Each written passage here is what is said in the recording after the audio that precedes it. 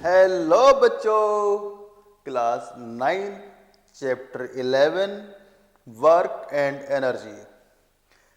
Topic 1 work. Work कब होता है बच्चों? बच्चों, आपने एक बॉडी पर फोर्स अप्लाई किया। फोर्स आपने एक बॉडी को आपने धक्का दिया, पुश या पुल किया बॉडी को आपने। बॉडी पर आपने एक फोर्स अप्लाई किया और फोर्स की डायरेक्शन में बॉडी डिस्टेंस एस मूव कर गई। फोर्स एफ अप्लाई करने पर बॉडी फोर्स की डायरेक्शन में डिस्टेंस एस मूव कर गई। ध्यान ये रखना है कि फोर्स की डायरेक्शन में ही बॉडी को मूव करना है। Then work done will be F into S. बच्चों, अगर हम डेफिनेशन दें, डेफिनेशन में क्या होगा? वर्क डन, ध्यानपूर्वक देखना डेफिनेशन। डेफिनेशन बच्चों ओनली फोर्स इंटू डिस्प्लेसमेंट नहीं है, डिस्प्लेसमेंट फोर्स की डायरेक्शन में होना चाहिए। Force into displacement in the direction of force. ये आपको ध्यान रखना है कि डिस्प्लेसमेंट फोर्स की डायरेक्शन में होना चाहिए। यूनिट ऑफ वर्क देखते हैं।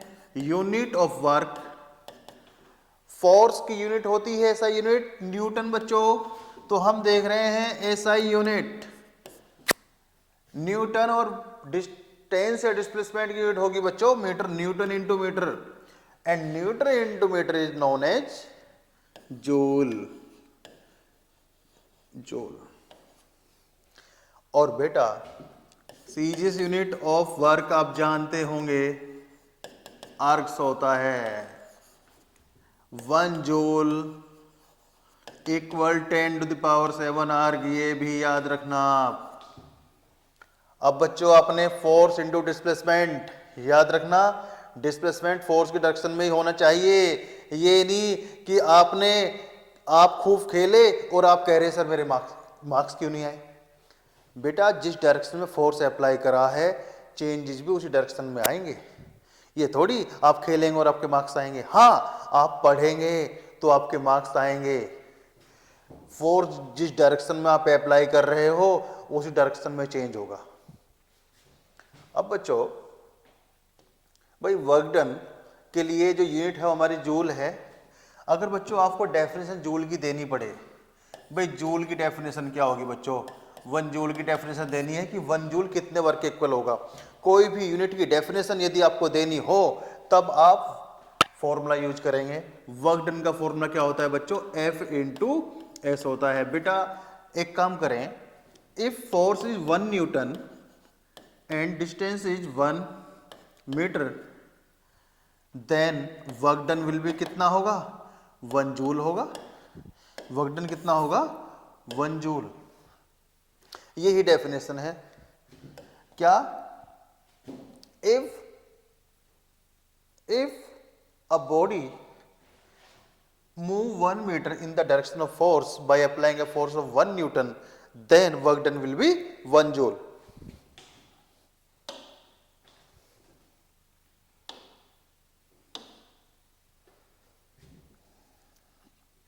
इसका मतलब बच्चों, यदि हम एक बॉडी पर 1 न्यूटन का फोर्स अप्लाई करते हैं, देन बॉडी डिस्प्लेस होती है by 1 metre. Then 1 into 1 work हो जाएगा 1 जूल। क्या बोलेंगे आप? Work done by a force, क्या बोलेंगे आप? Work done is 1 joule when 1 Newton force displaces a body by 1 metre. By 1 metre. भाई आपको क्या करना है? फोर्स को ही 1 न्यूटन करना है और डिस्प्लेसमेंट को ही 1 मीटर करना है। दोनों की मल्टीप्लाई करेंगे तो वर्क डन कितना आएगा, 1 जूल आएगा।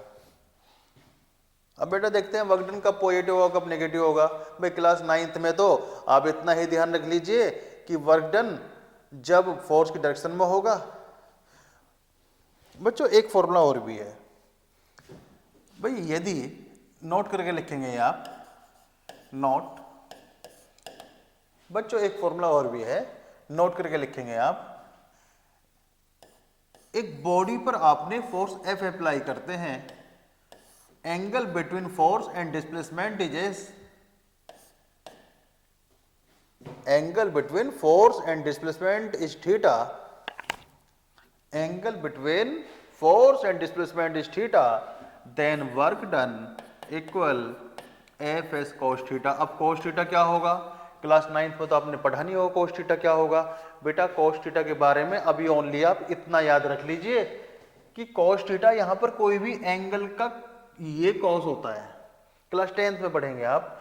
और याद रखना कोस 0 0 होता है, कोस 30 √3/2 होता है, कोस 45 1/√2 होता है, कोस 60 1/2 होता है और कोस 90 होता है 0, और मोर देन 90 पर कोस की वैल्यू नेगेटिव होती है। तो बेटा यदि फोर्स और डिस्प्लेसमेंट के बीच में एंगल थीटा है तब वर्क डन का फॉर्मूला होगा एफ एस कोस थीटा। बच्चों हम देखेंगे वर्क डन कब नेगेटिव होगा कब पॉजिटिव होगा कब 0 होगा। तो बेटा देखते हैं for work done to be 0। भाई वर्क डन 0 कब होगा, वर्क डन 0 के लिए या तो बेटा आप फोर्स ही अप्लाई ना करें, या आपने फोर्स तो अप्लाई किया, आपने एक वॉल पे सुबह से शाम तक फोर्स लगाया लेकिन वॉल मूव ही नहीं करी, तो वर्क डन कितना होगा 0। तो बेटा फर्स्ट तो ये है यदि F 0 है, आपने प्रयास ही नहीं किया तो मार्क्स कहां से आएंगे।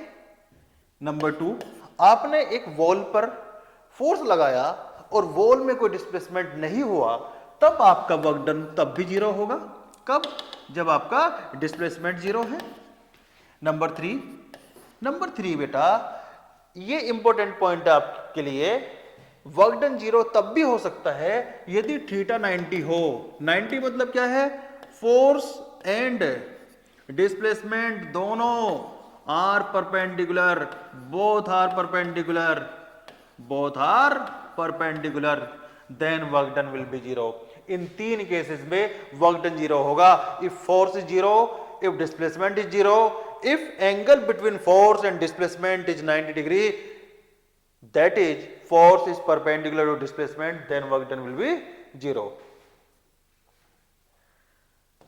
अब देखते हैं वर्क कब पॉजिटिव होगा और कब नेगेटिव होगा। वर्क पॉजिटिव कब होगा बच्चों जब एंगल एक्यूट होगा, या आप ओनली इतना ध्यान रख लीजिए when force and displacement are in same direction।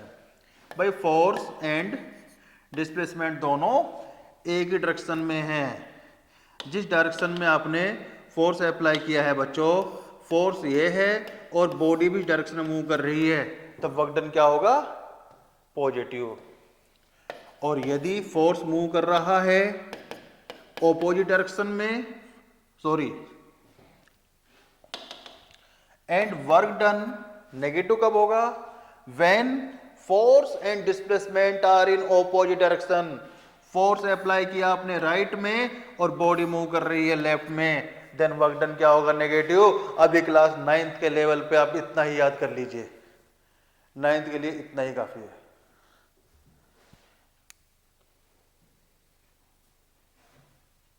कि वर्क डन यदि F एंड S एक ही डायरेक्शन में है तब वर्क डन हमारा पॉजिटिव होगा, एंड ऑपोजिट डायरेक्शन में है तब वर्क डन हमारा नेगेटिव होगा।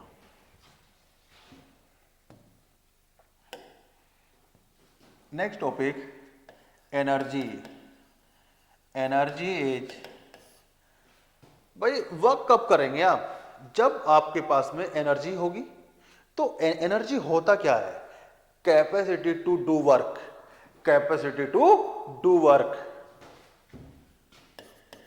Capacity set to do work, work करने की जो एनर्जी होती है, वर्क करने की जो कैपेसिटी होती है, that is known as energy. Energy and work both are scalar quantity. Energy में भी डायरेक्शन नहीं होती और वर्क में भी डायरेक्शन नहीं होती। एनर्जी की यूनिट जूल होती है और वर्क की यूनिट भी जूल होती है। ये भी स्केलर क्वांटिटी होती है बच्चों, स्केलर क्वांटिटी। टू टाइप की एनर्जी आपको पढ़नी है। Number one, energy number one, potential energy पढ़नी है आपको बच्चों। Potential energy possessed by a body। भाई एक बॉडी अगर पोटेंशियल एनर्जी पोजेस कर रही है बच्चों, तो वो या तो अपनी पोजीशन की वजह से कर रही होगी। भाई बॉडी एक हाइट पर है, या स्प्रिंग को कंप्रेस किया हुआ है, एक रबर को आपने खींचा हुआ है। भाई जब आप एक रबर को, स्प्रिंग को खींचते हैं, तब आपको एक वर्क करना पड़ता है। That work is stored in the form of potential energy, क्योंकि उस वर्क ने स्प्रिंग की शेप में चेंज किया है। और जब स्प्रिंग की शेप में चेंज किया हुआ है, then work done is stored in the form of potential energy. तो बच्चों पोटेंशियल एनर्जी में आप 2 पॉइंट याद रखेंगे। क्या? Energy possessed by a body. Body energy possess कब करेगी? By virtue. अपनी किस वजह से वो पोजेस करेगी बच्चों? Virtue of its position. कोई पोजीशन का मतलब एक बॉडी को आप हाइट पर लेकर गए, हाइट पर लेकर जाने में आपने वर्क करना पड़ा, तो वहां पर ग्रेविटेशनल पोटेंशियल एनर्जी स्टोर हो जाती है। और शेप, या तो शेप की वजह से या पोजीशन की वजह से जो एनर्जी होती है, that is known as potential energy. और पोटेंशियल एनर्जी में भी यहां पर आपको पढ़ना है बच्चों gravitational potential energy. Gravitational potential energy, ये आपको पढ़ना है ग्रेविटेशनल पोटेंशियल एनर्जी। किसी बॉडी की ग्राउंड के ऊपर हाइट होगी, ग्राउंड के ऊपर हाइट होगी। मान लीजिए बॉडी का मास m दिया हुआ है, h हाइट पर है। एक बॉडी को ऊपर ले जाने में आपको वर्क करना पड़ता है ना, तो बेटा वर्क ही ग्रेविटेशनल पोटेंशियल एनर्जी में कन्वर्ट हो जाता है। क्योंकि एक बॉडी को हाइट पर ले जाने के लिए वर्क कर रहे हैं, वही हमारा ग्रेविटेशनल पोटेंशियल एनर्जी में कन्वर्ट हो जाता है। भाई क्योंकि एक बॉडी को हाइट पर ले जाने के लिए वर्क तो किया ही होगा आपने। कितना वर्क किया होगा बच्चों? वर्क किया होगा आपने एक बॉडी को ऊपर ले जाने के लिए, बॉडी का मास m दिया हुआ है, तो कितना फोर्स अप्लाई करेंगे आप? mg फोर्स अप्लाई करना पड़ेगा बच्चों। अप्लाइंग फोर्स कितना होगा? mg। और वर्क डन कितना होता है? F इंटू, अगर आप हाइट h पर लेकर गए, F into h, then work done will be mgh। So height h पर एनर्जी को डिफाइन करते हैं, that is known as gravitational potential energy. तो बच्चों ये वर्क डन क्या होता है हमारा? ग्रेविटेशनल पोटेंशियल एनर्जी P ही होता है mgh। जब भी आपको पोटेंशियल एनर्जी निकालनी हो, एक ही पॉइंट याद रखना, हाइट निकालना फ्रॉम ग्राउंड। ग्राउंड से यदि हाइट आपको पता है, तो उससे हम ग्रेविटेशनल पोटेंशियल एनर्जी के लिए mgh फॉर्मूला यूज कर सकते हैं। m होगा kg में, g होगा मीटर पर सेकंड स्क्वायर में, h होगा मीटर में, और जो भी यूनिट है उन सभी को इस यूनिट में कन्वर्ट कर लेना आप। नेक्स्ट पढ़ते हैं आप काइनेटिक एनर्जी।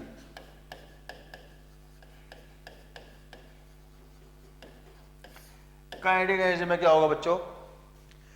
जब भी आप किसी बॉडी को मूव करता हुआ देखो, जब भी आप किसी बॉडी को मूव करता हुआ देखो, तो समझना उस बॉडी में काइनेटिक एनर्जी है। भाई अभी आपने क्या देखा था? एक बॉडी अगर हाइट पे है तो उसमें ग्रेविटेशनल पोटेंशियल एनर्जी है, लेकिन यदि कोई बॉडी मूव कर रही है तो बॉडी में क्या होगा? काइनेटिक एनर्जी होगा बच्चों। मान लिया मैंने देखा ये बॉडी का मास m दिया हुआ है और बॉडी की स्पीड v है, then kinetic energy will be 1/2 mv square. कब? If a body moves with speed v। तो बच्चों काइनेटिक एनर्जी की यदि आपको डेफिनेशन देनी पड़े तब क्या देंगे? Energy possessed by a body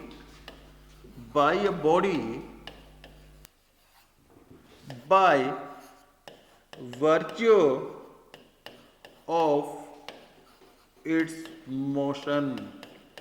यदि कोई बॉडी मूव कर रही है तो मूव करने की वजह से जो एनर्जी बॉडी के अंदर है that is known as kinetic energy. If a body moves with speed v, body का मास m दिया हुआ है, देन बच्चों kinetic energy will be half mv²। ये प्रूफ भी कर सकते हैं आप, ये प्रूफ करने के लिए देखते हैं क्या होगा।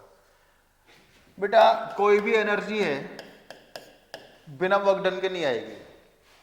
मान लिया साइकिल मूव कर रही है, जब तक आप साइकिल पे वर्क नहीं करोगे, जब तक आप साइकिल के पैडल को नहीं घुमाओगे, तब तक साइकिल मूव नहीं करेगी। तो इसका मतलब यह है बेटा कि काइनेटिक एनर्जी साइकिल के पैडल को घुमाने की वजह से आई।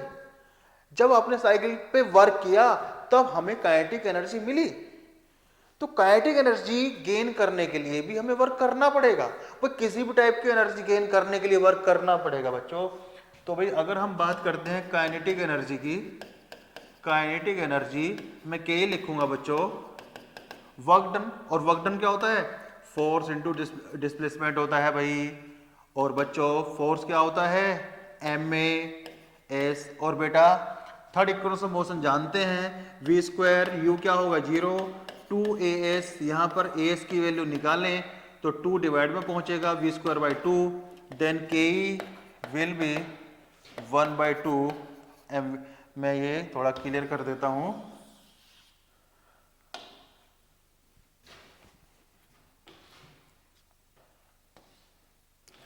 बेटा ms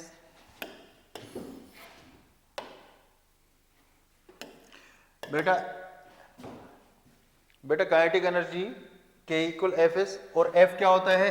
MAS।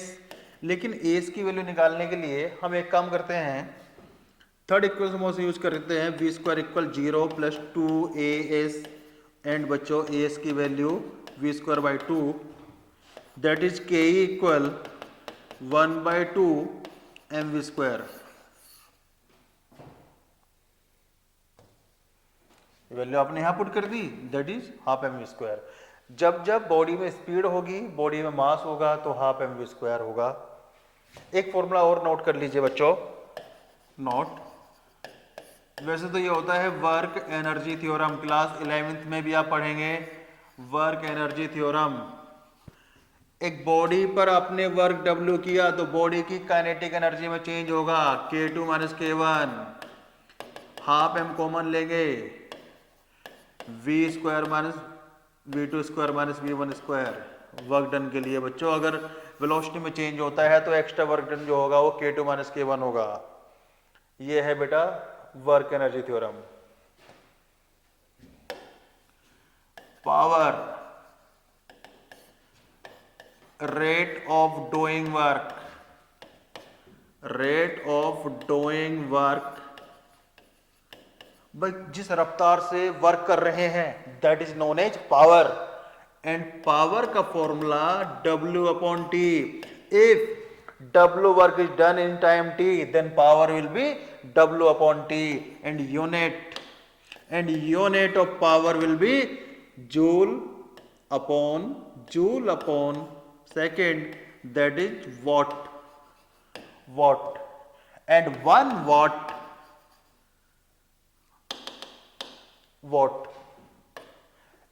one other unit is horsepower, 1 HP, horsepower 1 HP 746 watt।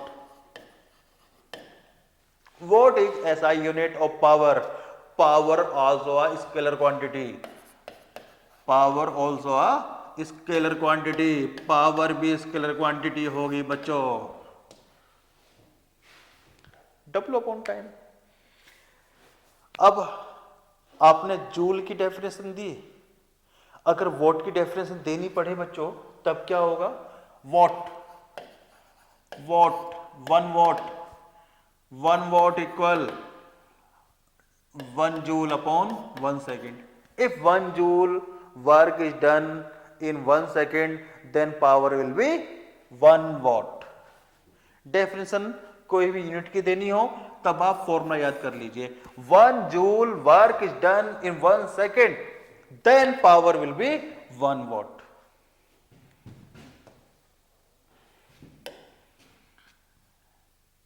Mechanical energy बच्चों, mechanical energy, kinetic energy and potential energy का सम होता है बच्चों. Energy of a body